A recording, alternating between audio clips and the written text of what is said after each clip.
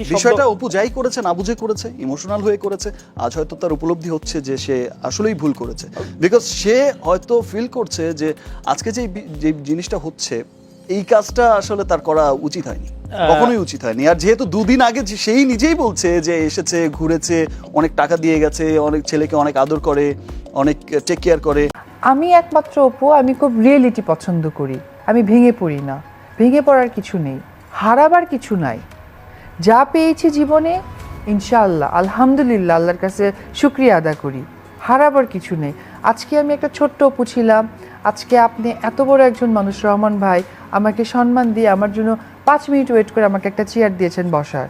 So আলহামদুলিল্লাহ। আর মানুষের জীবন তো তখনই সৃষ্টি হয় যে জীবনে কাহিনী থাকে, আর যে জীবনে কাহিনীর জীবনে তো মজাই নাই। আসলে সত্যি কথা বলতে গেলে কি, এই ধরনের চিন্তাধারা রহমান ভাই আমার আর কোনো মাথায় নাই। এখন আমার দুটোই চিন্তা, যেহেতু একটি অবলা মানুষ পৃথিবীতে আসছে, এখন আমার বেটারমেন্টের থেকে তার বেটারমেন্ট চিন্তা করাটা আমার বেশি দরকার। কারণ তার বেটারমেন্টের জন্য আমার লাইফের অনেক কিছু আমি হারাচ্ছি বা হারিয়েছি। হ্যাঁ, এখন আমার সমস্ত খুশি, সমস্ত ভালো মন্দ তার মধ্যেই রাখতে চাই। রাইট। সাপোজ ধরেন আমি আর অন্য কিছু চিন্তা করেই বসলাম, সাপোজ সেই চিন্তাধারাটা যদি আমার ছেলের সাথে ম্যাচ না করে, আর আমার যুদ্ধটাই তো তাকে নিয়ে, তাহলে তো আমি সবচেয়ে বড় ফেলার, সবচেয়ে বড় মিথ্যাবাদী। সো আমি, আপনারা যারা গুরুজন ব্যক্তি এবং আমার যারা চ্যানেলে এই অনুষ্ঠানটা যারা দেখছেন, তাদের কাছে আমি এইটুকুই বলবো যে আমাকে দোয়া করবেন যাতে আমি যার জন্য জীবনে লড়াই করেছি তাকেই যেন আমি পৃথিবীর শ্রেষ্ঠ হাসি এবং সুখী, বা তার জীবনে একাকিত্ব যেন আমি কখনো না নিয়ে আসি। আজকে তার খুশি, আমার একাকিত্ব। আবার সে যখন আরেকটু বড় হবে তখন সে একা তো নাও থাকতে পারে। এটা খুবই স্বাভাবিক, আমারও হয়েছে, আমিও ছোট ছিলাম।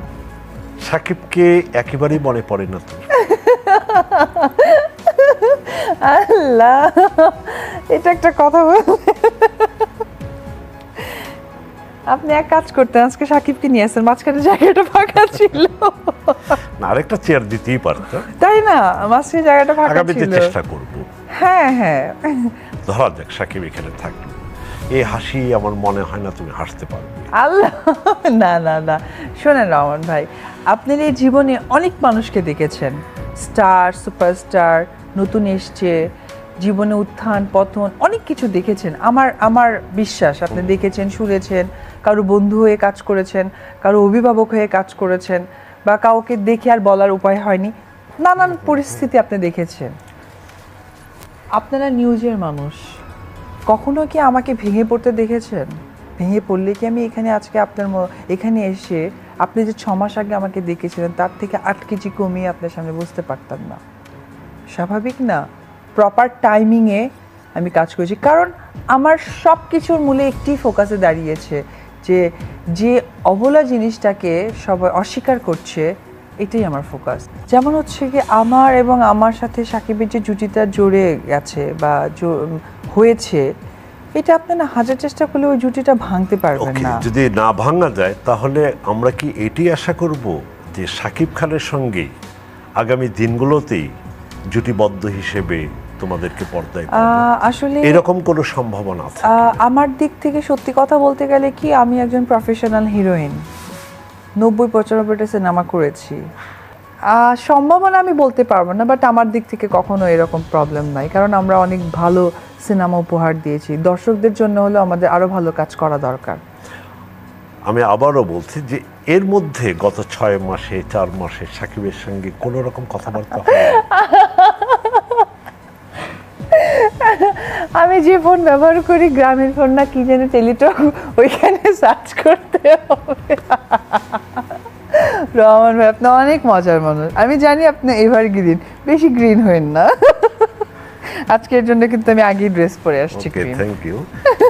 কিন্তু মানে ডিপ্লোম্যাটিক অ্যান্সার করলাম।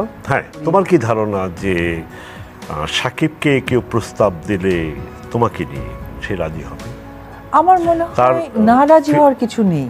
আমার মনে হয়, I am not sure, but আমার কাছে মনে হয় যে রাজি না হওয়ার কিছু নেই। কারণ কি, এই যে লম্বা একটা ঝামেলা গেছে, লম্বা একটা গ্যাপ গেছে, এরপরে যদি কেউ আমাদেরকে দুজনকে নিয়ে কাজ করে, আমার কাছে মনে হয় যে সিনেমার গল্প, গান, লোকেশন কিচ্ছু দরকার নাই। নতুন একটা পর্দায় পোস্টার দেখবে, সেই প্রডিউসার আমার মনে হয় যে সেকেন্ড টাইম একটা বাড়ি বা একটা ল্যান্ড ক্রুজার কিনে ফেলবে। এটা আমার বিশ্বাস।